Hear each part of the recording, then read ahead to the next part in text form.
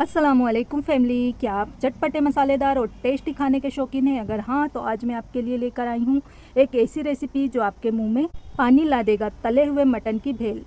यह अनोखी recipe mutton के कुरकुरे टुकड़े और मसाले के मिक्सचर से बनती है। ये नाश्ते, शाम के नाश्ते या हल्के फुल्के खाने के लिए एकदम सही है। तो देर किस बात की, चलिए शुरू करते हैं तले हुए मटन की भेल बनाने की विधि।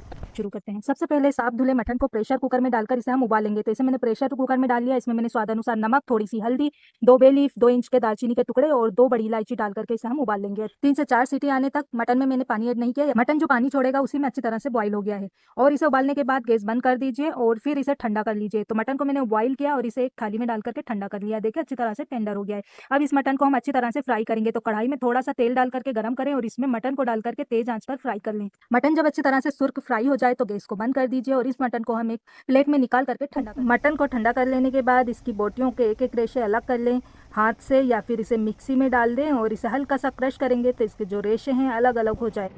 देखिए मैंने इसे हल्का सा मिक्सी में चला लिया है और आप देख पा रहे होंगे इसके जो रेशे हैं अलग हो गए हैं। बस इस तरह से हमें गोश्त चाहिए। इसमें हम ऐड करेंगे कुटी लाल मिर्च हाफ टी स्पून, ठीक है, गरम मसाला पाउडर 1 टीस्पून, चाट मसाला powder half teaspoon, quarter teaspoon लेंगे काली मिर्च पाउडर, काला नमक स्वाद अनुसार। इससे बहुत अच्छा टेस्ट आएगा। इसमें सादा नमक इसलिए नहीं मिला रही हूँ क्योंकि मैंने इसे जब फ्राई करने से पहले बॉईल किया था तो इसमें नमक डालकर ही इसे बॉईल किया था, तो नमक ऑलरेडी इसमें है। अब इसमें हम डालेंगे एक प्याज चॉप करके बारीक और एक हरी मिर्च बारीक चॉप करके।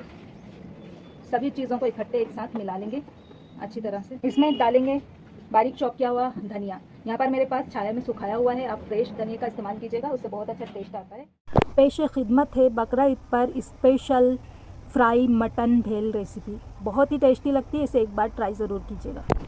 जायके के हिसाब से आप इसमें टमाटर, पुदीना वगैरह, नींबू वगैरह भुरक सकते हैं। इस तरह से आप बकरा ईद पे गोश्त की भेल बना करके खा सकते हैं और ये खाने में बहुत ही मज़ेदार लगती है।